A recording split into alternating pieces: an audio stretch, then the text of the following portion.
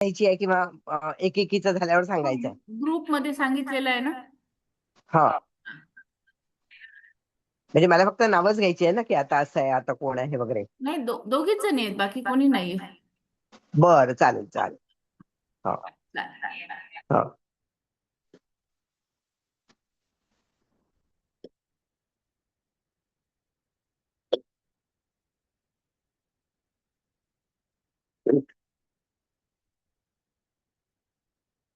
Hello, कोण करताय चौथा अध्याय चालू?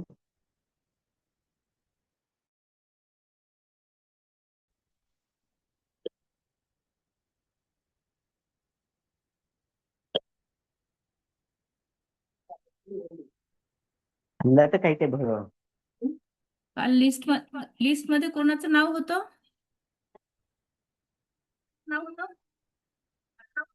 एकदा बघून घ्या.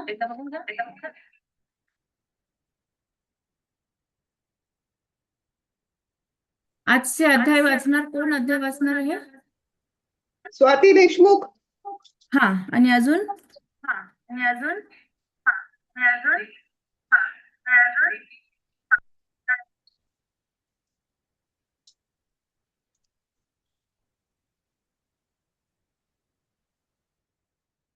ओके, चालेल. ते सुरू करा तुमच्या याने. दाखवा काल. हॅलो. श्लोक श्लोक म्हणा आणि चालू करा. वसुदेव सुतं देवं कंसचाणूरमर्दनं देवकी पुस्तक नव्हतं ना. नंदनं. आवाज येतोय ना? हो, देवकी वंदे जगद्गुरु श्रीकृष्ण वंदे जगद्गुरु. सर्व साधकांना माझा नमस्कार. आज आपला गीतेतला चौथा अध्याय सुरू आहे. चौथ्या अध्यायाचे 8 श्लोक झालेले आहेत. मी आज 9 पासून वाचते. या अध्यायाचं नाव आहे ज्ञान कर्म संन्यास योग, असं चौथ्या अध्यायाचं नाव आहे. आणि 9वा श्लोक वाचते मी. या कर्मयोगामध्ये 2 गोष्टी महत्वाच्या आहेत. एक, कर्तव्य कर्माचे आचरण आणि कर्तव्य कर्माविषयी विशेष ज्ञान असणे. हाच या अध्यायाचा विशेष आहे. काय? कर्तव्य कर्माचे आचरण कसं करायचं आणि त्याचं विशेष ज्ञान असणं हे आवश्यक आहे, असा या विषयाचा या अध्यायाचा विषय आहे. अर्जुन कर्माच्या स्वरूपाचा त्याग करू इच्छितात आणि भगवंत अनेक प्रकारांनी कर्तव्य कर्माच्या आचरणाच्या आवश्यकतेवर विशेष भर देतात. कर्मयोगाला समजून घेण्यासाठी भगवंत विशेष जोर देत असून कर्तव्य कर्माचे पालन करणे आवश्यक असल्याचे म्हणतात. असं हे चौथ्या अध्यायाचं स्वरूप आहे. 8 अध्याय झाले. 9वा श्लोक असा आहे, जन्म कर्म च मे दिव्यम एव वेत्ति तत्वतः त्यक्त्वा देहं पुनर्जन्म नैति मामेति सोऽर्जुन. हे अर्जुन, माझे जन्म आणि कर्म दिव्य आहेत. अशा प्रकारे माझ्या जन्म आणि कर्मांश तत्वाने जाणतो, अर्थात दृढतेने तो मानतो. तो शरीराचा त्याग केल्यानंतरही मृत्यूनंतरही पुनर्जन्माला प्राप्त होत नाही, तर मला प्राप्त होतो. जन्म कर्मच मे दिव्यम. भगवंत जन्म मृत्यूपासून संपूर्णपणे अतीत, अजन्मा आणि अविनाशी आहेत. त्यांच्या मनुष्य रूपामध्ये अवतार साधारण मनुष्याप्रमाणे नसतो. तो कृपापूर्वक संपूर्ण जीवांचे कल्याण करण्यासाठी स्वतंत्रतेने आणि मनुष्य रूपामध्ये जन्म धारण करण्याची लीला करतात. त्यांचा जन्म कर्माच्या परवश नसतो. ते स्वतःच्या इच्छेने शरीर धारण करतात. म्हणून भगवंत जीवावर विशेष कृपा करण्यासाठी आपल्याला मनुष्य रूपात प्रगट करतात आणि लीला करतात. ज्यांना ऐकून भगवत रायण होतात. भगवंताचा साकार विग्रह जीवांच्या शरीराप्रमाणे हाडामासांचा नसतो. जीवांचे शरीर तो पाप पुण्यमय, अनित्य, रोगग्रस्त, लौकिक, विकारी, पंचभौतिक आणि रजवीर्यापासून उत्पन्न होणारे असतात. परंतु भगवंताचा विग्रह पाप पुण्याहून रहित, नित्य, अनामय, अलौकिक, विकाररहित, परमदिव्य आणि प्रगट होणारा असतो. परंतु जीवांपेक्षा देवतांची शरीरे दिव्य असतात. परंतु भगवंताचे शरीर त्याच्यापेक्षाही अत्यंत विलक्षण असते, ज्याचे देवता लोक सुद्धा नेहमी दर्शन करू इच्छितात. जेव्हा श्रीराम तसे श्रीकृष्ण यांच्या रूपामध्ये या पृथ्वीवर आले, जेव्हा ते माता कौशल्या आणि देवकीच्या गर्भातून उत्पन्न झाले नाहीत, प्रथम त्यांनी आपल्या शंख, चक्र, गदा, पद्मधारी स्वरूपाचे मातांना दर्शन देऊन नंतर ते मातेच्या प्रार्थनेनुसार बालरूपामध्ये लीला करू लागले. जेव्हा भगवान श्रीराम आपल्या धामाला जात होते तेव्हा ते अंतर्धान पावले. जीवांच्या शरीराप्रमाणे त्यांचे शरीर येथे राहिले नाही, तर ते शरीरानेच आपल्या धामाला गेले. आता धारणा आणि ध्यानासाठी अतिशय मंगल रूप आपल्या लोकाभिमुख मोहक मूर्तीला, शरीराला योग धारणा जनित अग्नीद्वारे भस्मसात न करता भगवंताने आपल्या परमधामामध्ये सशरीर प्रवेश केला आहे. म्हणजे भगवंताने आपल्यासाठी, आपल्या ध्यान धारणा करण्यासाठी असं मोहक रूप घेतलेलं आहे प्रत्येक ह्याच्या जन्मामध्ये, आणि ते परमधामामध्ये सशरीर प्रवेश केलेला आहे. भगवंताच्या विग्रह म्हणजे दिव्य शरीर या विषयामध्ये महामुनी वाल्मिकींनी भगवान श्रीरामांना म्हणतात, चिदानंदमय देह तुम्हारी, विगत विकार जान अधिकारी, तरतनु धरेहु संत सुरकाजा, कहू करहु जस प्रकृत राजा. असं त्यांच्या याचं दिव्य शरीराचं वर्णन केलं आहे.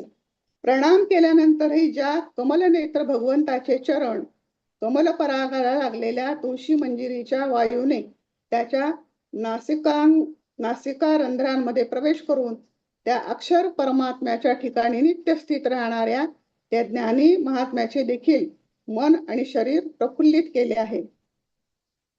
भगवंताच्या लीला ऐकणे, वाचणे, पाठ करणे इत्यादीने लोकांचे अंतःकरण निर्मळ पवित्र होते, त्यांचे अज्ञान दूर होते. ही भगवंताच्या कर्माची दिव्यता आहे. ज्ञानस्वरूप भगवान शंकर, महादेव, ब्रह्मदेव, सनकादिक ऋषी, देवर्षी नारद इत्यादी सुद्धा त्यांच्या लीला गाऊन आणि ऐकून मग्न होतात. भगवंताच्या अवताराची जी लीला असलेली आहे त्या स्थानांमध्ये अस्तिक भावनेने, श्रद्धा प्रेमाने निवास केल्याने, तसेच त्यांचे दर्शन घेतल्याने सुद्धा मनुष्याचे कल्याण होते. तात्पर्य, भगवंत संपूर्ण जीवांचे कल्याण करण्याच्या उद्देशाने अवतार घेतात आणि लीला करतात. म्हणून त्यांच्या लीला वाचण्या, ऐकण्याने, त्यांचे मनन चिंतन करण्याने स्वाभाविकच त्या उद्देशाची सिद्धी होते. 4थ्या श्लोकात अर्जुनाने भगवंताला केवळ त्याच्या जन्माविषयी विचारले होते, परंतु येथे भगवंतानी अर्जुनाने न विचारताच आपल्या कर्माविषयी सांगण्यास आरंभ केला. यावरून भगवंताचा असा अभिप्राय दिसतो की जशी माझी कर्म दिव्य आहेत तशी तुझी सुद्धा कर्मे दिव्य व्हावयास हवी. कारण मनुष्य जन्म तर दिव्य होऊ शकत नाही. मनुष्य जन्माला आलो तर आपण काय म्हणतो, मनुष्य जन्म मिळालाय, आपल्याला आता भगवंताची प्राप्ती होईल, पण त्यात तसं होत नाही. त्यासाठी काय करावं लागतं, परंतु त्यांचे कर्म अवश्य दिव्य होऊ शकतात. त्यांनी जर दिव्य कर्म केले तर ते होऊ शकतात. म्हणून कारण त्यासाठीच मनुष्य जन्म झाला आहे. कर्मामध्ये दिव्यता म्हणजे शुद्धी कशाने येते, योगाने. जे कर्म बंधनकारक असते त्यात दिव्यता आल्यास तेच कर्म मुक्ती देणारे होते. कर्म दिव्य म्हणजे, दिव्य कर्म म्हणजे काय, फलेच्छा, ममता, आसक्ती रहित झाल्यास एकतर त्या कर्माचे बंधन होत नाही आणि दुसरे तो मागील कर्मापासून म्हणजे संचित कर्मापासून तो बांधला जात नाही, मुक्त होतो. आणि तिसरे त्याच्याद्वारे झालेल्या कर्माने दुसऱ्याचेही आपोआप कल्याण होत राहते. ही दिव्यता प्राप्त होते. त्याला गंभीरतापूर्वक विचार करून पाहिल्यास लक्षात येते की उत्पत्ती विनाशशील पदार्थांशी आपला संबंध समजल्याने कर्मामध्ये मलिनता येते आणि हे बंधनकारक होतात. म्हणून विनाशाशी मानलेला हा संबंध हीच मूळ बाधा आहे. त्यासाठी काय, एवम यो वेत्ति तत्व, त्यासाठी तत्व जाणले पाहिजेत. कोणते तत्व? भगवंत म्हणतात अविनाशी आणि अजन्मा असून, मी स्वतः अविनाशी अजन्मा असून, तसे प्राणी मात्रांचा ईश्वर असून सुद्धा भगवंत संपूर्ण जीवांच्या कल्याणासाठी आपल्या प्रकृतीला अधीन करून स्वतंत्रतेने युगायुगात मनुष्य इत्यादींच्या रूपामध्ये अवतार घेतात. या तत्वाने पूर्वक मानले हे भगवंताच्या दिव्यते तर आपल्या भगवंताची दिव्यता होते. संपूर्ण क्रिया करूनही भगवंत अकर्ताच आहेत, अर्थात त्यांच्या करण्याचा अभिमान नाही आणि त्यांची स्पृहा नाही, इच्छा नाही. या तत्वाला जाणणे म्हणजे भगवंताच्या दिव्यतेला जाणणे. आता भगवंताची दिव्यता जाणायची म्हणजे काय करायचं, तर संपूर्ण क्रिया करूनही भगवंत अकर्ताच राहतात, अकर्म करतात, त्यांच्या करण्यात अभिमान राहत नाही आणि कोणत्याही कर्माच्या फलामध्ये त्यांची स्पृहा राहत नाही. हे तत्व जर भगवंताचे जाणले तर भगवंताच्या दिव्यतेला जाणल्यासारखे आहे. जसे भगवंताच्या जन्मामध्ये स्वाभाविक प्राणी मात्रांचे कशाने, जसे भगवंताच्या जन्मामध्ये स्वाभाविकच प्राणी मात्राची केवळ हित आणि कर्मामध्ये निर्लिप्तता आहे, त्याप्रमाणे मनुष्याच्या ठिकाणी देखील केवळ प्राणी मात्रांचे हित आणि कर्मामध्ये निर्लिप्तता येणे स्वाभाविक आहे. भगवंताचे जन्म आणि कर्माने तत्वाने जाणणे आहे. तसे करणे किंवा त्याचा प्रयत्न करणे हे सुद्धा दिव्यच काम आहे. त्यक्त्वा देहम पुनर्जन्मैति, भगवंताला त्रैलोक्यात काहीही करायचे नाही आणि काहीही मिळवायचे शिल्लक नाही, असे 3ऱ्या अध्यायातल्या 22व्या श्लोकात सांगितलंय. तरी सुद्धा ते केवळ संपूर्ण जीवांचा उद्धार करण्यासाठी या पृथ्वीवर कृपापूर्वक अवतार घेतात, आपल्यावर कृपा करण्यासाठी अवतार घेतात आणि अनेक प्रकारच्या अलौकिक क्रिया लीला करतात. लीलेंना गायल्याने, ऐकल्याने, वाचल्याने आणि त्यांचे चिंतन केल्याने भगवंताशी संबंध जोडला जातो, म्हणजे आपण त्याच्या अनुसंधानात राहतो. भगवंताशी संबंध झाल्यास पुनर्जन्म होत नाही, अर्थात मनुष्य जन्म मरण रूप बंधनातून मुक्त होतो. वास्तविक पाहता कर्म बंधनकारक नसतात. कर्मामध्ये बांधण्याची जी शक्ती आहे ती केवळ मनुष्याने स्वतः निर्माण केलेली कामना आहे. कामनेच्या पूर्तीसाठी आसक्तीने आपल्यासाठी कर्म करण्याने मनुष्य बांधला जातो. म्हणजे आसक्ती आहे तीच खरी कर्माला बंधनकारक ठरते. मग जशी जशी कामाने वृद्धी होते तसा तसा तो पापामध्ये प्रवृत्त होऊ लागतो. अशा प्रकारे त्याची कर्मे अत्यंत मलिन होत जातात. त्यामुळे त्यांना वारंवार नीच योनीमध्ये आणि नरकाची प्राप्ती होते. परंतु जेव्हा तो केवळ दुसऱ्याच्या सेवेसाठी निष्काम भावनेने कर्म करतो तेव्हा त्याच्या कर्मामध्ये दिव्यता आणि विलक्षणता येत राहते. अशा प्रकारे कामनेचा संपूर्णपणे नाश झाल्यास त्याचे कर्म दिव्य होतात, अर्थात बंधनकारक राहत नाही. मग त्याच्या पुनर्जन्माचा प्रश्नच राहत नाही. मामेती सोर्जुन, नाशवान कर्माशी आपला संबंध मानल्यानेच नित्यप्राप्त परमात्मामध्ये प्राप्त होतो. निष्काम भावनेने केवळ दुसऱ्याच्या हितासाठी संपूर्ण कर्म करण्यामुळे संपूर्ण कर्माचा प्रवाह केवळ संसाराकडे होतो आणि नित्य प्राप्त परमात्म्याचा अनुभव होतो. जीवावर महान कृपाच भगवंताच्या जन्माचे कारण आहे. भगवंताचा जन्म आपल्यावर कृपा करण्यासाठी आहे. अशा प्रकारे भगवंताच्या जन्माच्या दिव्यतेला जाणल्याने मनुष्याची भगवंताविषयी भक्ती निर्माण होते. भक्तीने भगवंताची प्राप्ती होते. भगवंताच्या कर्माच्या दिव्यतेला जाणल्याने मनुष्याचे कर्म सुद्धा दिव्य होतात, अर्थात ते बंधनकारक न राहता स्वतःचे आणि दुसऱ्यांचे कल्याण करणारे होतात, ज्यामुळे संसाराशी संबंध विच्छेद होऊन भगवंताची प्राप्ती होते. क्रिया परिशिष्ट भाव असा आहे, कर्तव्य कर्म न करता प्रमाद, आळस करणे किंवा कर्तव्य कर्म करून त्याच्या फलाची इच्छा ठेवणे या दोन्ही कारणांनी मनुष्याला नित्य प्राप्त परमात्म्याच्या अनुभवात बाधा येते. ही बाधा दूर करण्याचा उपाय आहे. फलाची इच्छा न ठेवता दुसऱ्याची सेवा करण्यासाठीच कर्तव्य कर्म करणे. कर्माशी संबंध विच्छेद होतो. कर्माशी संबंध विच्छेद होताच परमात्म्याशी आपला जो स्वतः सिद्ध नित्य संबंध आहे त्याचा अनुभव होतो. निष्काम भावनेने केवळ दुसऱ्याच्या हितासाठी कर्म केल्यास आणि भगवंतासाठी कर्म म्हणजे पूजा केल्यास ते कर्म दिव्य आणि मुक्तिदायक होतात. परंतु कामनापूर्वक आपल्यासाठी केलेले कर्म मलिन आणि बंधनकारक होतात. कर्तृत्वाचे न होणे हीच दिव्यता आहे. आपल्यासाठी काही न करण्याने कर्तृत्व राहत नाही. आपल्यासाठी काही करायचं दुसऱ्यांसाठी केलं की त्यात काही आपलं कर्तृत्व राहत नाही. भगवंत जसे रूप धारण करतात त्या रूपावर लीला करतात. जेव्हा ते अर्चावतार अर्थात मूर्तीचे रूप धारण करतात तेव्हा ते मूर्तीसारख्याच अचल राहण्याची लीला करतात. जर ते अचल राहणार नाही तर तो अर्चावतार कसा म्हटला जाईल? भगवंताने राम, कृष्ण इत्यादी रूपही धारण केले आणि मत्स्य, कच्छप इत्यादी रूपही धारण केले. त्यांनी जसे रूप धारण केले तशीच लीला केली. जसे वराह अवतारात भगवंताने डुक्कर होऊन लीला केली तर वामन अवतारात ब्रह्मचारी ब्राह्मण होऊन लीला केली. यावरून साधकाने हे समजून घ्यावे, आत्ताही जे होत आहे ती सर्व भगवंताचीच लीला आहे. आता भगवंताच्या दिव्यतेला कसं जाणावं? भगवंताच्या दिव्यतेला जाणणारे कसे असतात याचं वर्णन आहे.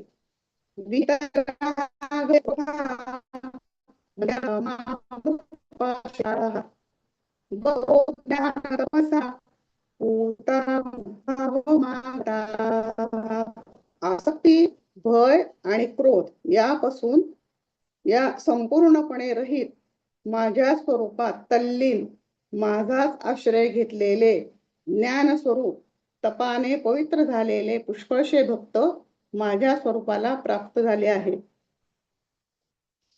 आता भगवंताचं दिव्य रूप कळते जाणून कसं घ्यायचं सांगता.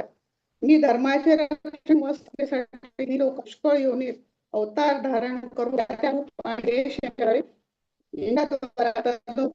करतो. वीतराग भय क्रोध आवाज येत नाही हो छान. आवाज येतोय का सर्वांना? सुचिताताई आवाज आवाज नाही येतो, माझा? थोडासा कटतोय. खूप नाही, नाही. कटतोय आवाज. कट होतय. हा, मी ते सगळे काही समजतच नाहीये आवाज आवाज. फक्त मला वाटलं माझंच नेट स्लो असेल पण ताईंच्या येत नाही बहुतेक ते. नाही येते व्यवस्थित, नाही येते आवाज. हा मधनं हे होतंय ताई, ब्रेक होतोय. दुसरीकडे बसता का? हा कुठे याच्या जवळ बसा जिथे सिग्नल स्ट्रॉंग असतील. आतापर्यंत वाचलं ते काहीच ऐकू नाही का? नाही आत्ताच पहिलेच ऐकू येत होतं. आता पण व्यवस्थित नाही, रोजच्या सारखं येत नाही. रोजच्या सारखं नाही. हा बरं, आता एक परिच्छेद वाचते बघा, येतोय का आवाज? ओके. वीतराग भय क्रोध हा परमात्म्याशी विन्मुख झाल्याने नाशवान पदार्थांविषयी आसक्ती निर्माण होते. आसक्तीने मग प्राप्त वस्तूविषयी ममता होते. येतोय का आवाज? हा येतोय.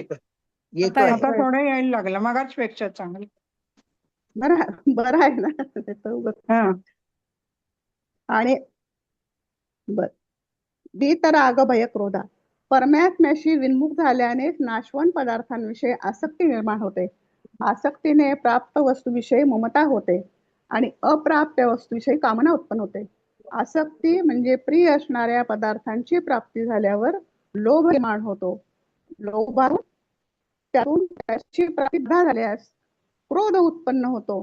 जर बाधा करणारी व्यक्ती आपल्यापेक्षा अधिक बलवान असेल आणि आपल्या अव्याख्यात नसेल तर प्रसंगी आपले जे अनिष्ट करील अशी शक्यता वाटत निर्माण होते.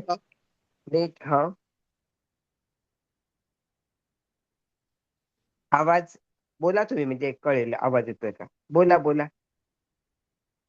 अशा प्रकारच्या आसक्तीने भय, क्रोध, लोभ, ममता, कामना इत्यादी सर्व दोषांची उत्पत्ती होत असते. कळतंय का? क्लिअर नाही आहे, क्लिअर नाही, स्पष्ट नाही येत आवाज.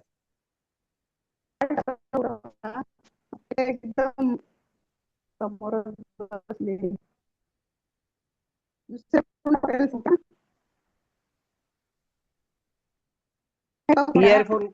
इयरफोन काढून पहा, नुसतं डायरेक्ट बोलून. आवाज येत नव्हता म्हणून लावला तो. हो वासंतीताई, मी वाचू का? व्हिडिओ हो. बंद करा नाही तर ताई. मग नेट पुरेल एखाद्या वेळेस.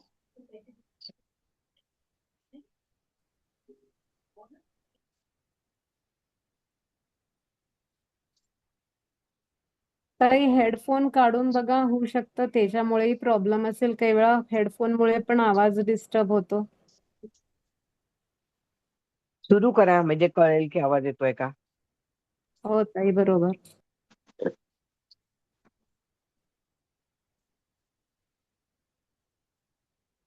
आपले स्वतःचे काही प्रयोजन नसताना सुद्धा भगवंत केवळ आपल्या कल्याणासाठीच अवतार घेतात, कारण ते प्राणी मात्रांचे सुहृदय आहेत आणि त्यांच्या संपूर्ण क्रिया सर्व भगवंताच्या जीवांच्या कल्याणासाठीच होतात.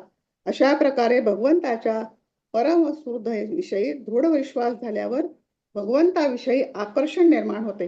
भगवंताविषयी आकर्षण झाल्यावर संसाराचे आकर्षण म्हणजे राग आपोआप नाहीसे होतात. जसे बालकाचे लहानपणी दगडगोट्याविषयी आकर्षण असते आणि त्याच्याशी ते खेळत असतात. खेळात दगडगोटे आपापसात भांडतात.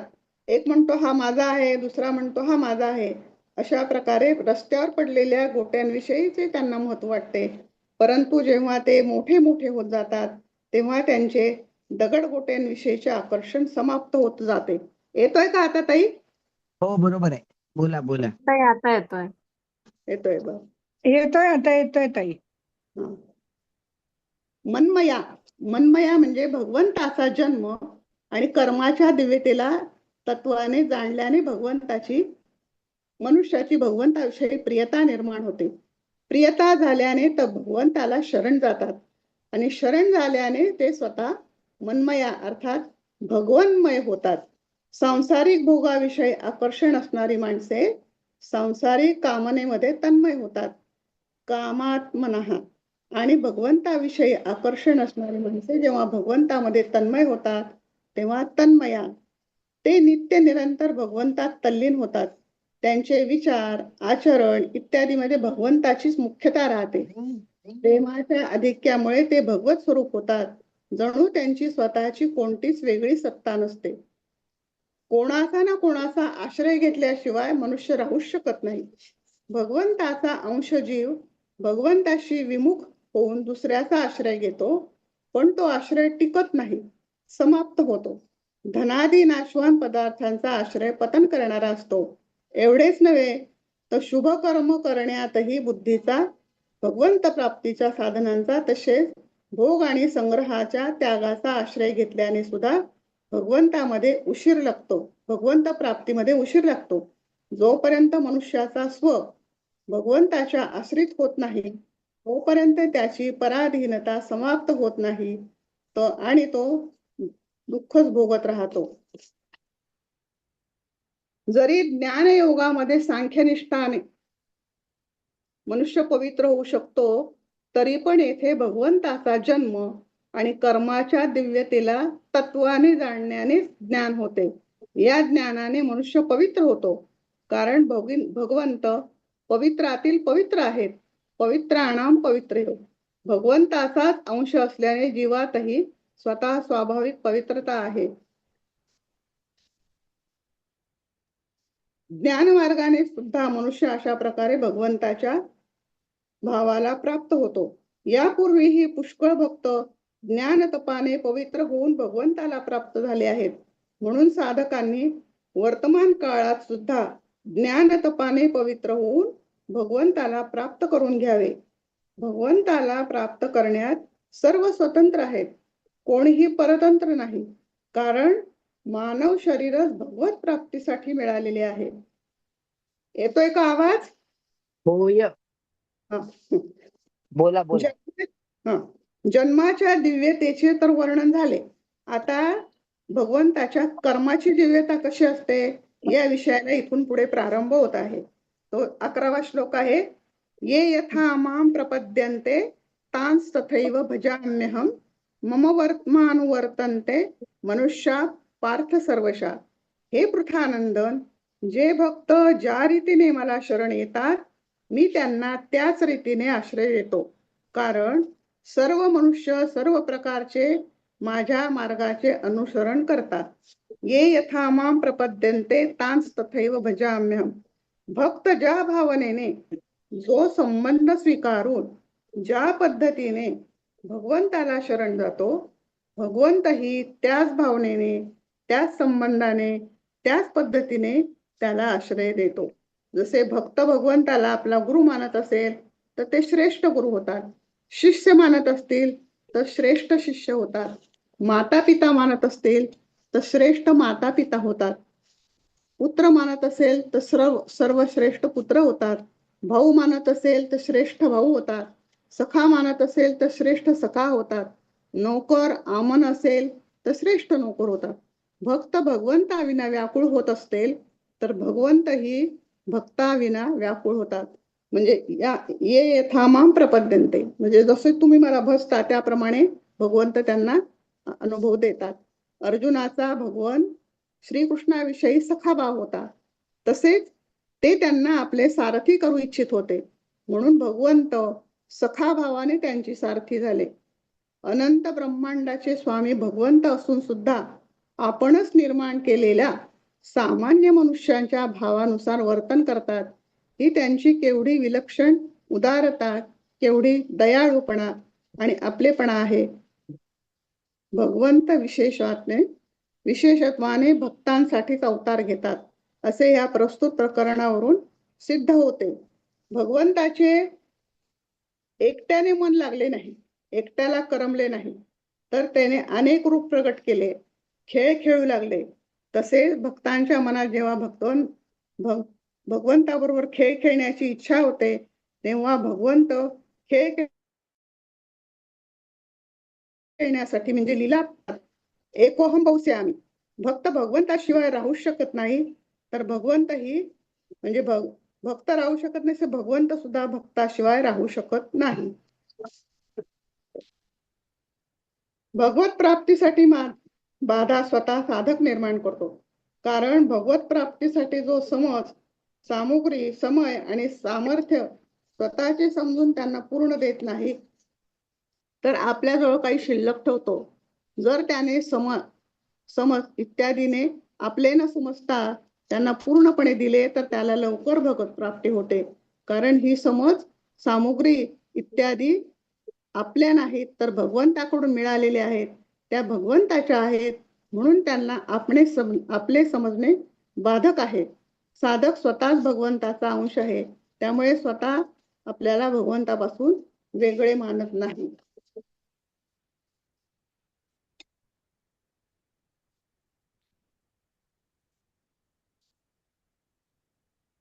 श्रेष्ठ पुरुष जसे आचरण करतात तसे दुसरे लोक सुद्धा त्यानुसार आचरण करतात. भगवंत सर्वात श्रेष्ठ सर्वोपरी आहेत. म्हणून 3ऱ्या अध्यायाच्या 24व्या श्लोकाच्या उत्तरार्धात सुद्धा हीच गोष्ट सांगितलेली आहे. इथे विशेष गोष्ट अशी आहे, अहंकार रहित निस्वार्थ भावनेने कुठलेही प्रेम, तर ते प्रेम आपोआप भगवंताशी एकरूप होते. कारण आपला अहंकार आणि स्वार्थच भगवत प्रेमामध्ये बाधा आणतो. त्यामुळे दोन्हीच्या प्रेमाचा भाव सीमित होतो आणि त्याचा त्याग झाल्यास त्याच्या प्रेमाचा भाव व्यापक होतो. प्रेमाचा भाव व्यापक झाल्यावर मनुष्याने मानलेल्या सर्व कृत्रिम संबंध नष्ट होतात. भगवंताच्या नित्य संबंधाला ओळखणे हेच भगवंताला शरण जाणे आहे. शरण झाल्यावर भगवंत निश्चित, निर्भय, निशोक आणि निसंशय होतो. मग त्याच्याकडून भगवंताच्या आज्ञेशिवाय कोणतीही क्रिया होऊ शकते. त्याच्या संपूर्ण क्रिया भगवंताच्या आज्ञेनुसार होतात, म्हणजे मम वर्त्मानुवर्तन्ते. पूर्व श्लोकामध्ये भगवंतांनी म्हटले होते, जो मला ज्या भावनेने स्वीकारतो मीही त्याला त्याच भावनेने स्वीकार करतो. अर्थात माझी प्राप्ती फारच सरळ आणि सुगम आहे. असे असतानाही लोक भगवंताचा आश्रय का घेत नाही? भगवंतांनी सांगितलं माझी प्राप्ती एकदम सोपी आहे, सहज आहे, सुगम आहे. तरी पण हा मनुष्य का बरं भगवंताला स्वीकारत नाही किंवा भगवंताची प्राप्ती सुगम का होत नाही? तर त्याची कारणं दिली आहेत. त्याचा पुढचा श्लोक आहे 12वा. कांक्षतं कर्मणां सिद्धिं यजंत इह देवताः क्षिप्रं हि मानुषे लोके सिद्धिर्भवति कर्मजा. कर्माच्या सिद्धीचे फलाचे इच्छुक देवांची उपासना करतात, कारण या मनुष्य लोकात कर्मापासून उत्पन्न होणारी सिद्धी लवकर प्राप्त होते. कांक्षतं कर्मणां सिद्धी इह देवतः. मनुष्याला नवीन कर्म करण्याचा अधिकार मिळाला आहे. कर्म केल्याने सिद्धी प्राप्त होते असे प्रत्यक्ष पाहण्यात येते. मनुष्याला कर्म करण्याचा अधिकार दिला आहे, कारण कर्म केल्याने सिद्धी प्राप्त होते असे प्रत्यक्ष पाहण्यात येते. या कारणामुळे मनुष्याच्या अंतःकरणात या गोष्टीचे दृढतेने ठसली आहे की कर्म केल्याशिवाय कोणतीही वस्तू मिळत नाही. ते जसे समजतात की सांसारिक पदार्थामध्ये भगवंताची प्राप्ती देखील कर्म, तप, समाधी इत्यादी केल्यानेच होते. नाशवान पदार्थाच्या कामनेमुळे त्यांची दृष्टी या वास्तविकतेकडे जातच नाही. सांसारिक वस्तू कर्मजन्य आहेत आणि त्यासाठी कर्म केल्याशिवाय काही वस्तू मिळत नाही. त्यासाठी तप, ज्ञान, समाधी हीच केली पाहिजेत. भगवत प्राप्ती केवळ उत्कट अभिलेषेने होते. उत्कट अभिलेषा जागृत न होण्याचे खास कारण सांसारिक भोगांची कामनाच आहे. हा मनुष्यलोक कर्मभूमी आहे, कर्म भोगभूमी आहे. मनुष्य लोकात सुद्धा नवीन कर्म करण्याचा अधिकार फक्त मनुष्यालाच आहे, पशु पक्षी इत्यादींना नाही. मनुष्य शरीरात केलेल्या कर्माचे फलच इहलोकात आणि परलोकात भोगले जाते. मनुष्य लोकात कर्माची आसक्ती असणारी माणसे असतात. कर्माच्या आसक्तीमुळे ती कर्मजन्य सिद्धीवर लुब्ध होतात. म्हणजे कर्म केलं आणि सिद्धी मिळाली की माणूस खुश होतो, आणि कर्माने जी सिद्धी प्राप्त होते तरी ती नेहमी राहणारी नाही. जर कर्माचाच आधी अंत होतो तर त्यापासून मिळणारी सिद्धी किंवा फळ नेहमी कशी राहू शकते? म्हणून नाशवान कर्माचे फल सुद्धा नाशवानच असते. परंतु कामना असणाऱ्या मनुष्याची दृष्टी शीघ्र मिळणाऱ्या फलांवर तर जातेच, परंतु त्याच्या नाशाकडे जात नाही.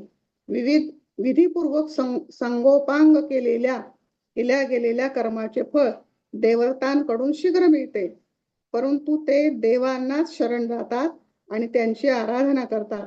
कर्मजन्य फलाची इच्छा असल्याने ते कर्मबंधनातून मुक्त होत नाही आणि वारंवार परिणामी जन्म मरण या फेऱ्यात अडकत राहतात.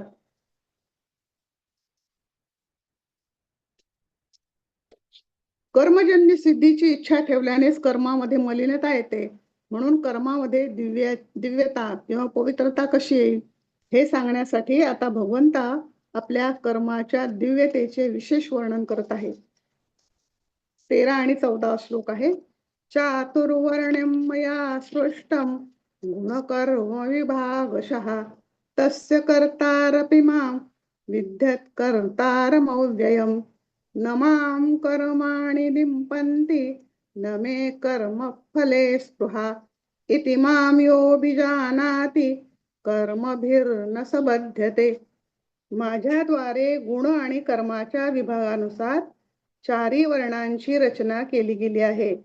त्यांचा सृष्टी रचना इत्यादीचा करता असूनही मला अविनाशी परमेश्वराला तू अकर्ता जाण.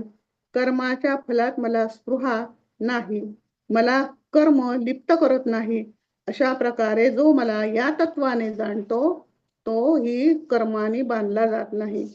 चातुर्वर्ण्य मया सृष्टम गुण कर्म विभागशः. पूर्वजन्मामध्ये केलेल्या कर्मानुसार सत्व, रज आणि तम या 3 गुणामध्ये न्यूनाधिकता राहत असते.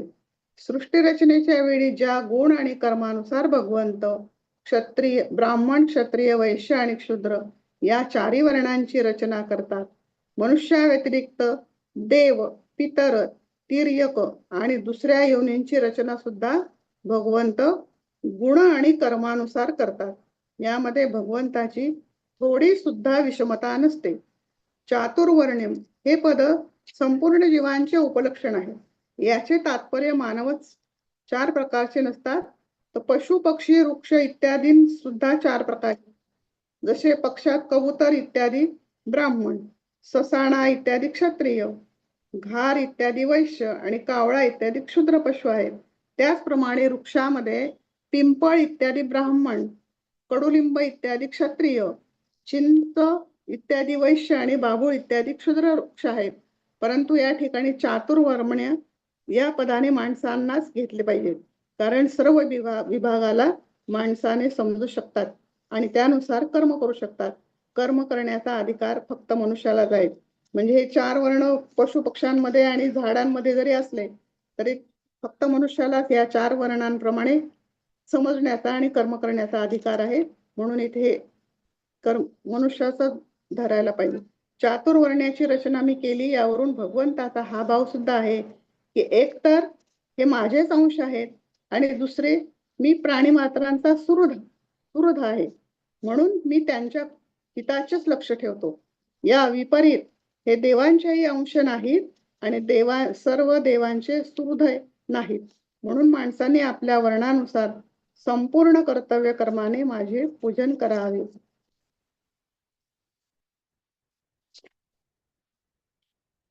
सृष्टी रचनेचे संपूर्ण काम करत असताना भगवंताचा ज्या कर्माशी काही संबंध नाही, त्यांच्या कर्मात विषमता, पक्षपात आणि दोषलेश मात्रही नसतात. त्यांची कर्मफलात किंचित मात्रही आसक्ती, ममता अथवा कामना नसते. म्हणून ते कर्म भगवंताला लिप्त करमत नाही. नमाम कर्मणी लिंपंती नमे कर्म फलस्र. म्हणजे भगवंत कर्म जरी करतात तर ते कर्म भगवंताला लिंपत म्हणजे राहत नाही आणि त्यांची त्यात स्पृहा पण नसते. उत्पत्ती विनाशशील आणि सर्व वस्तू कर्मफल आहेत. भगवंत म्हणतात की जशी मला कर्मफलाविषयी स्पृहा नाही, तशीच तूही फलाविषयी स्पृहा करू नको. कर्मफलामध्ये स्पृहा न राहिल्यास संपूर्ण कर्म करत असताना सुद्धा तू कर्माने बांधला जाणार नाही.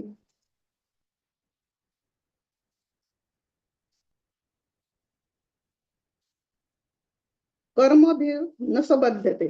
भगवंताची कर्म तर दिव्य आहेतच. सर्व संत महात्म्यांची कर्मे सुद्धा दिव्य होतात. वास्तविक संत महात्माच नाही तर प्रत्येक मनुष्य आपल्या कर्मांना दिव्य बनवू शकतो. जेव्हा कर्मामध्ये मलिनता म्हणजे कामना, ममता, आसक्ती इत्यादी येते तेव्हा ते कर्म बंधनकारक होतात. जेव्हा मलिनता नाहीशी होऊन कर्म दिव्य होतात तेव्हा ते त्याला बंधनकारक होत नाही. एवढेच नव्हे तर ती कर्मे त्या कर्त्याला आणि दुसऱ्यांना सुद्धा मुक्त करणारी होतात.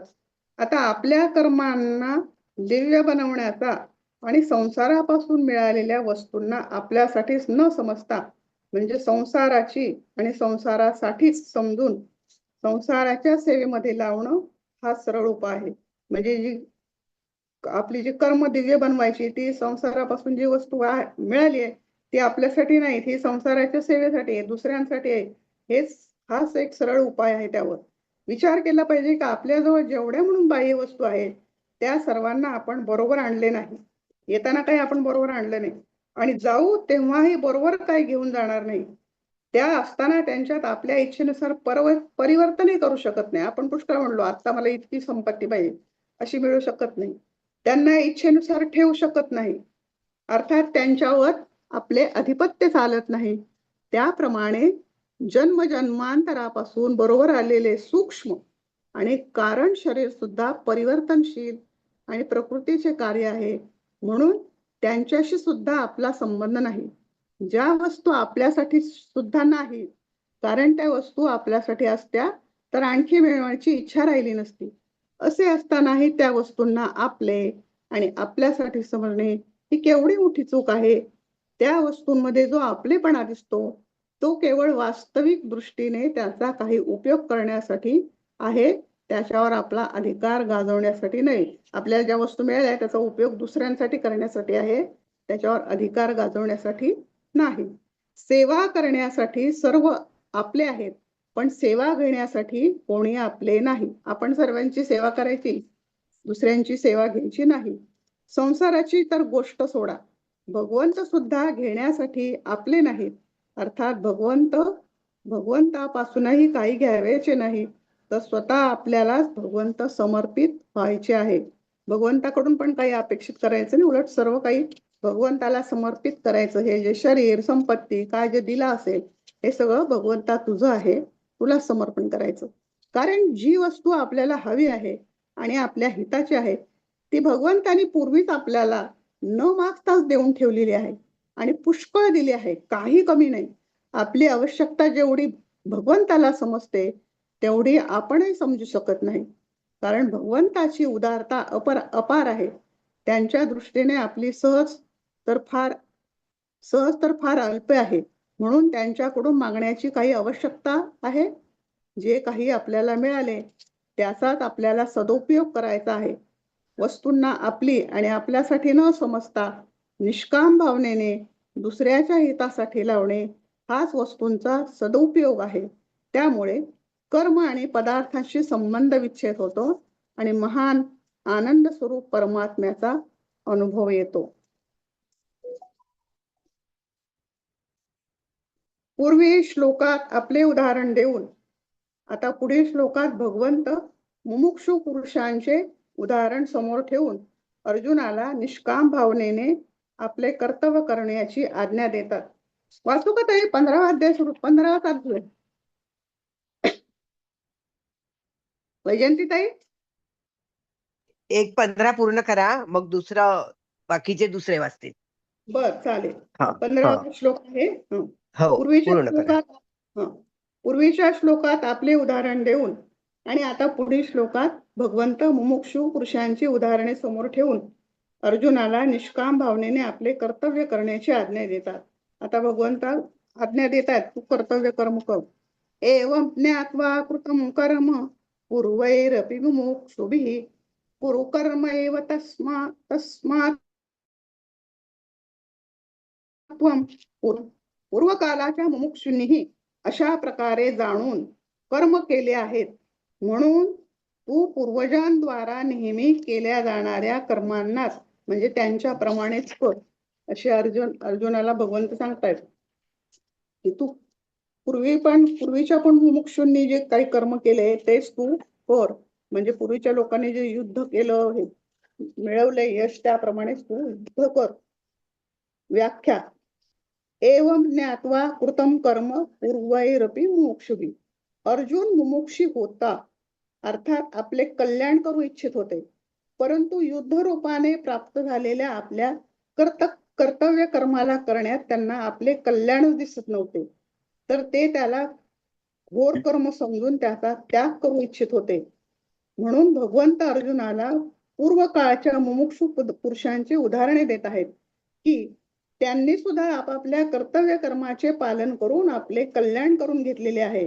म्हणून तूही त्यांच्याप्रमाणे आपल्या कर्तव्याचे पालन करावयास हवे. कर्म करीत असताना योगात स्थित राहणे आणि योगात स्थित राहून कर्म करणे हे कर्मयोगाचे तत्व आहे. कर्म संसारासाठी आणि योग आपल्यासाठी असतो. कर्म करणे आणि कर्म न करणे या दोन अवस्था आहेत. म्हणून प्रवृत्ती म्हणजे कर्म करणे आणि निवृत्ती कर्म न करणे, दोन्हीही प्रवृत्तीचाच कर्म करणे आहे.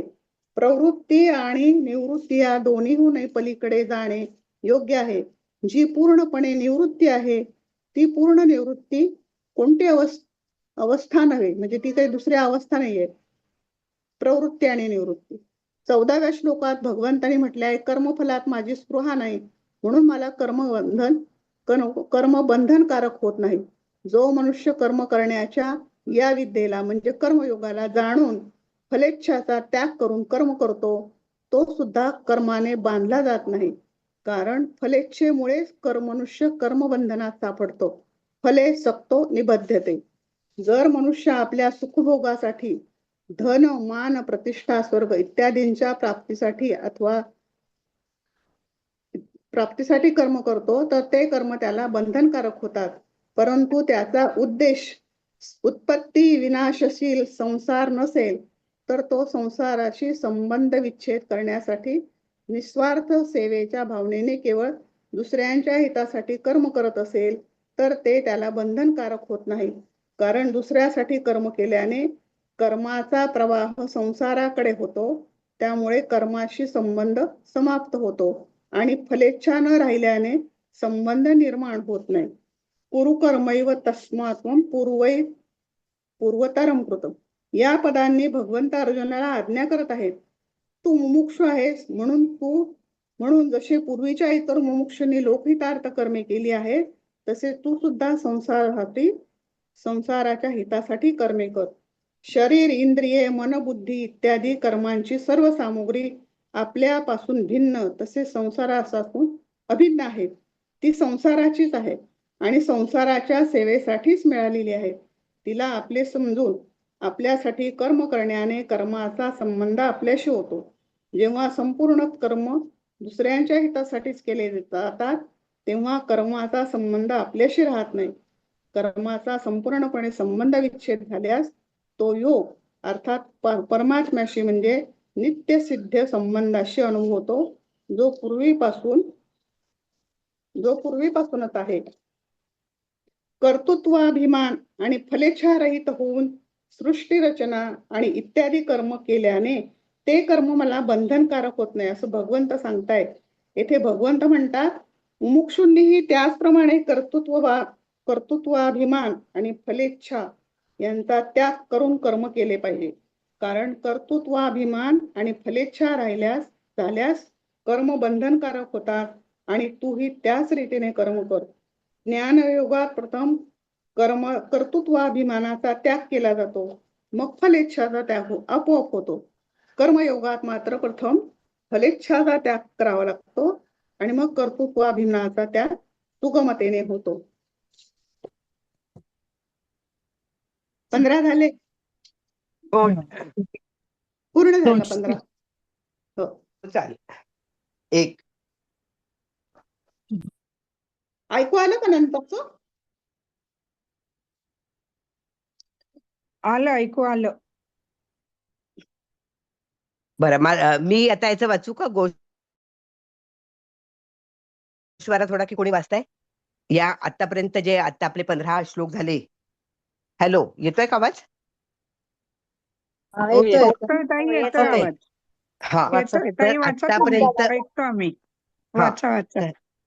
तर आतापर्यंत जे 15 श्लोक झाले तर त्याच्यामध्ये काय सांगितलेलं आहे की अध्याय 4 मध्ये की भगवंतांनी त्यांचं अवताराचं रहस्य सांगितलेलं आहे की मी पूर्वी कोण होतो आणि आता कोण आहे आणि जसं तुला वाटतं तसं तू आणि मी सारखंच आहे, फक्त माझं रूप मी वेगवेगळ्या वेळी वेगवेगळ्या पद्धतीने घेतो आणि तो माझा अधिकार आहे कारण की ते भगवंत आहेत म्हणून. अर्जुनाच्या या प्रासंगिक प्रश्नाच्या निमित्ताने भगवंतांनी आपले अवतार रहस्य अर्जुनापुढे म्हणजे जगापुढे उघडे करून ठेवले. यानंतर आपल्या स्वतःच्या कर्मामध्ये नैष्कर्म आत्मबोध कसा आहे आणि आपल्या अकर्मामध्ये कर्मे कशी ठासून भरलेली आहेत हे अर्जुनाला समजावून सांगून कर्म मार्गाचा पुन्हा एकदा उपदेश केला. कर्मणी अकर्म आणि अकर्मणी कर्म म्हणजे ज्याच्या ठिकाणी वास करून आहेत अशा पुरुषाचे चरित्र भगवंतांनी अर्जुनाला सांगितले. 4थ्या अध्यायाचा मुख्य विषय कर्मणी अकर्म आणि अकर्मणी कर्म हा असून आणखी एक महत्वाचा विषय म्हणजे विकर्म आहे. विकर्म म्हणजे काय? विकर्म म्हणजे साधना, विशेष केली जाणारी कर्मे. आपण म्हणतो ना मी पोथी वाचली, मी आता देवाचा म्हणजे काहीतरी आपलं चांगलं काम होण्यासाठी मी देवासाठी मी आपल्या कर्मासाठी मी साधना करते आहे. तर साधना म्हणजे विकर्म, विशेष केली जाणारी कर्मे. भगवंतांनी अर्जुनाला अनेक विकर्मे सांगितली आणि अनेक साधना सुद्धा सांगितल्या. कर्म, विकर्म आणि अकर्म यांच्या दरम्यान त्यास भक्तीची आणि श्रद्धेची जोड कशी आवश्यक आहे हे या अध्यायात भगवंतांनी अर्जुनाला सांगितलं. तसेच ज्ञानानेच मोक्ष प्राप्त होतो याचे प्रतिपादन केलं की जर ज्ञानच मिळवलं नाही तर तुला मोक्ष कसा मिळेल? आता सगळेजण म्हणतात की नको बाबा, मला आता पुढचा जन्म नको, मला तर मोक्षच हवाय. पण मोक्ष मिळण्यासाठी आपल्याला ज्ञान मिळवून ज्ञानाप्रमाणे वागण्याची गरज आहे. 4थ्या अध्यायातील विषय आता सविस्तर भगवंत सांगतात. भगवंत अर्जुनाला त्याच्या प्रासंगिक प्रश्नाचे उत्तर देताना म्हणाले की माझे आणि तुझे कित्येक जन्म यापूर्वी होऊन गेलेले आहेत. मला त्या सर्व जन्मांचे ज्ञान आहे. मी ते सर्व जन्म जाणतो. तू मात्र ते जाणत नाहीस. कारण की भगवंत ईश्वर आहेत आणि ते सगळं त्यांना ज्ञान आहे. आणि अर्जुन हा शिष्य आहे म्हणून त्याला ते काहीही आठवत नाही. पूर्वजन्मांचे सविस्तर ज्ञान ही भगवंतांच्या खास अखत्यारीतील बाब आहे, जी आमच्यापाशी नाही. आपल्याला आठवतं का? आपल्याला कोणालाही आठवत नाही की आपण मागच्या जन्मी कोण होतो. भगवंतांनी अर्जुनाला आपल्या स्वतःच्या जन्माबद्दल सांगितले. 2ऱ्या अध्यायामध्ये भगवंतांनी परमात्म्याविषयी, आत्म्याविषयी अज अव्यय असे निरूपण केले आहे. या अध्यायात भगवंत आपल्या स्वतःच्या कर्माबद्दल सांगत असताना 2ऱ्या अध्यायात सिद्धांत रूपाने सांगितलेल्या तत्वाला कोठेही धक्का न लावता आपण जन्म कसे घेतो हे सांगतात. म्हणजे जे तत्व आहे ते तसंच आहे. त्या तत्वाला काहीही धक्का न लावता ते सांगतात की मी जन्म कसे घेतो. अजोपी सन्नव्ययात्मा म्हणजे मी अविनाशी असा असताना भूतानामी ईश्वरोपी सन म्हणजे भूतमात्रांमध्ये ईश्वर म्हणून ओळखला जात असताना एक एक अंडरलाईन करा किंवा लक्षात ठेवा. एक पहिला आहे अजोपी, दुसरा आहे भूतानामी ईश्वरोपी सन, तिसरा आहे प्रकृतीम स्वामधिष्ठाय म्हणजे प्रकृतीला ताब्यात ठेवून तिच्या साह्याने संभवाम्यात्म मायया असे जन्म घेतो. अध्याय 6 आहे. निर्गुण निराकार परमात्म्याची अचिंत्य शक्ती म्हणजेच माया आहे. या मायेला स्वाधीन करून मी वेळोवेळी अवतार धारण करतो असे भगवंत सांगतात. मी स्वतःला उत्पन्न करतो. मला उत्पन्न करणारा कोणी नाही. म्हणजे भगवंताच्या वर कोणीच नाहीये की जे भगवंताला उत्पन्न करतील. मी अनुत्पन्न आहे. मी सदा सर्व काळ आहेच आणि असे असताना देखील मीच मला उत्पन्न करतो. म्हणजे त्यांचं रूप सतत या पृथ्वीवर आहे आणि तेच वेगवेगळ्या रूपामध्ये सगळीकडे दर्शन देत असतात. कशासाठी? तर यदा यदा हि धर्मस्य ग्लानिर्भवती भारत अभ्युत्थानम धर्मस्य तदात्मानं सृजाम्यहम्.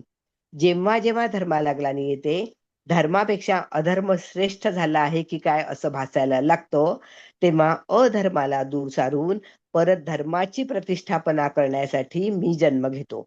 जन्म घेऊन स्वाभाविकच मी दुष्टांचा विनाश करतो आणि साधूंचे संरक्षण करतो असे भगवंत अर्जुनाला या अध्यायामध्ये सांगतात.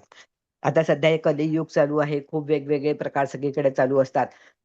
म्हणजे सगळेजण म्हणतात की नाही आता म्हणजे धर्मासाठी परत कोणीतरी चांगल्या पुरुषाने जन्म घ्यायला पाहिजे आणि हा जो विनाश चालू आहे हा विनाश टाळायला पाहिजे. पण अजून हे कलियुग भरपूर वर्ष आहे.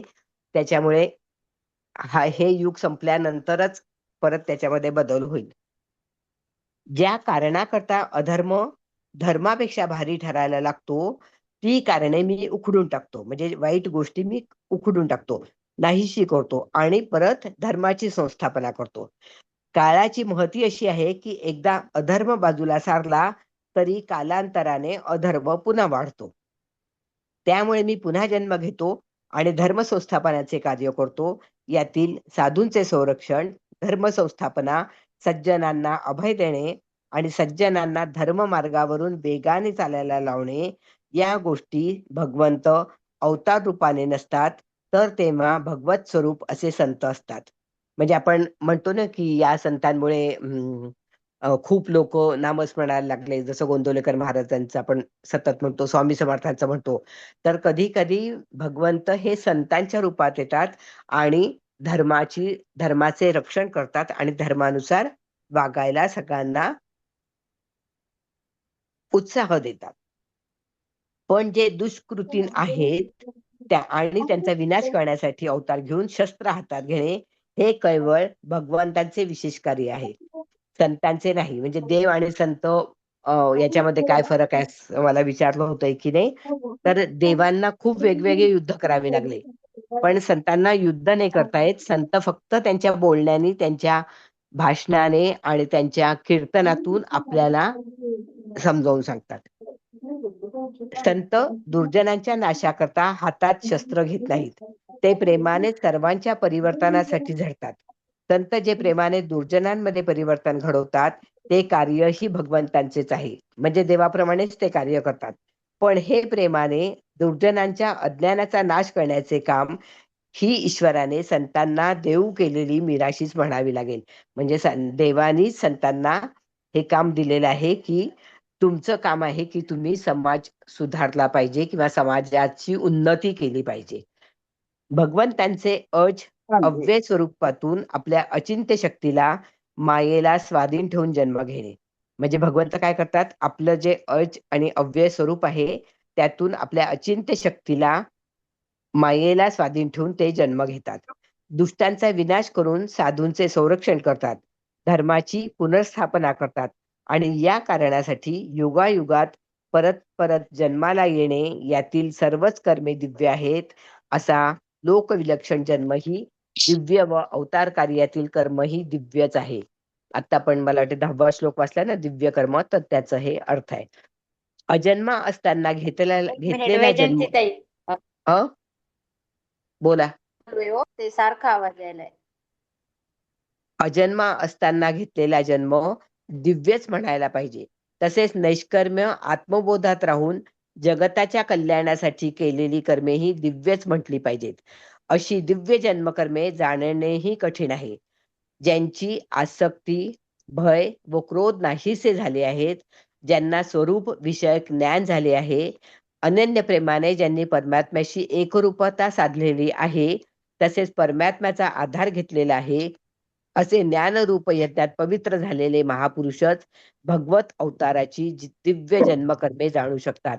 म्हणजे आपण भगवंताला जाणू शकत नाही, पण जे संत आहेत ते संत आपल्याला सांगतात की भगवंत आहेत आणि ही भगवंतांची रूपे आहेत.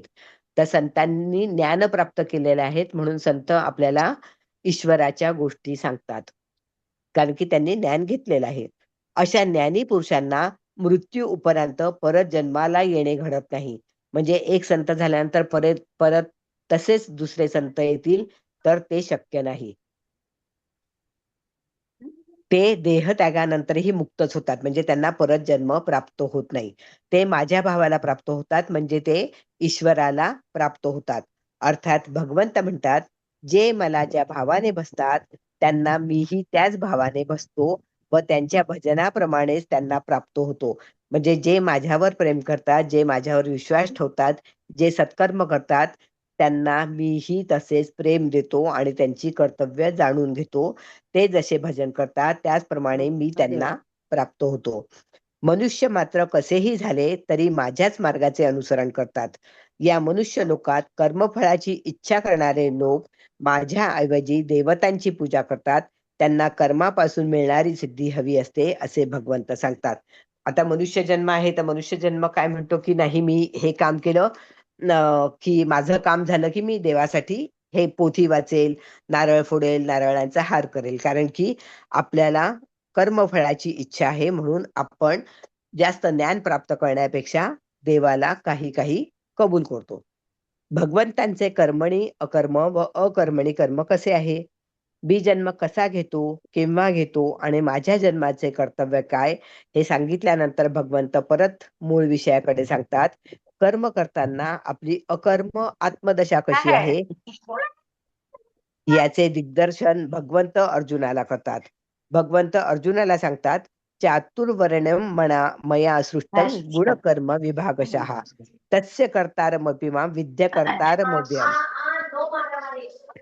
गुण आणि कर्म यांच्या विभागाने मी चातुर्वर्ण व्यवस्था निर्माण केली आहे.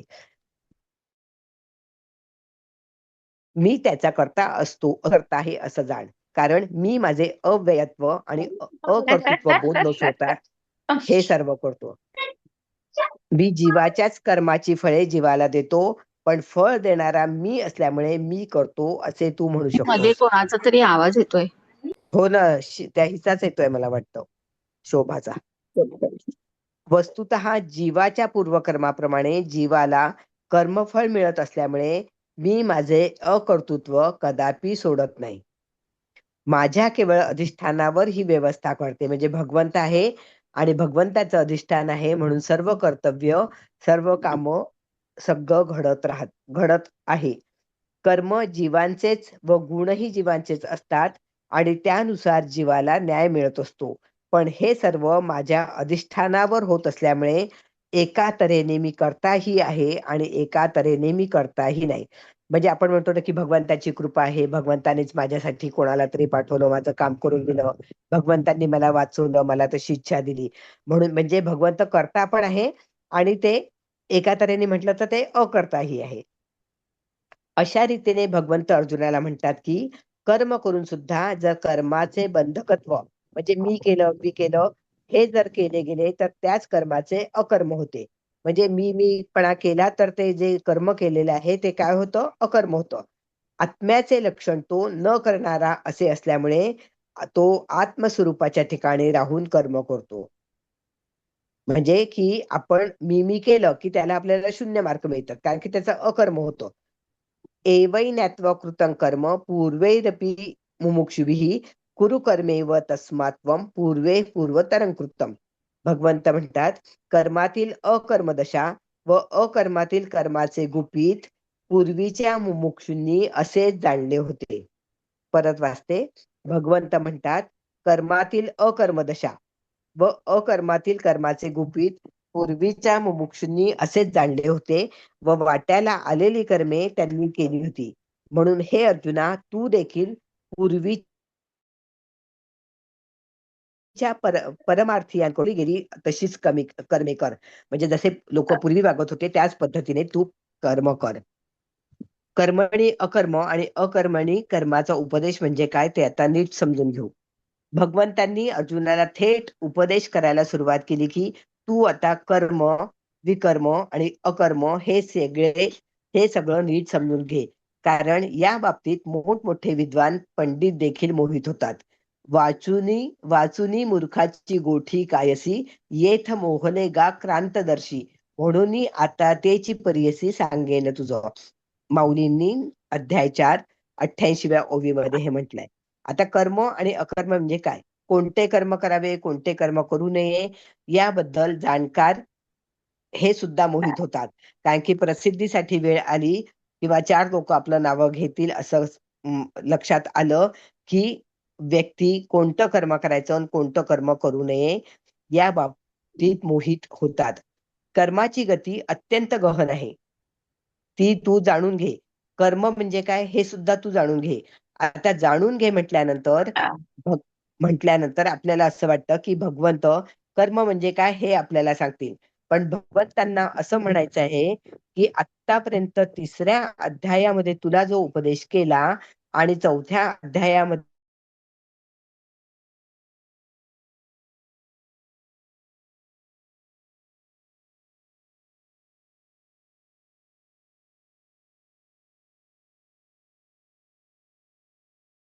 त्यांचे कथन आहे. म्हणजे 3रा अध्याय आपला कर्मयोग आहे. त्याच्यामध्ये तुला सगळं सांगितलंय कर्म काय आहे आणि आता माझा जन्म का झाला आहे, मी कशा जन्मामध्ये कसं वागतो हे सुद्धा मी तुला सगळं सांगितलं आहे.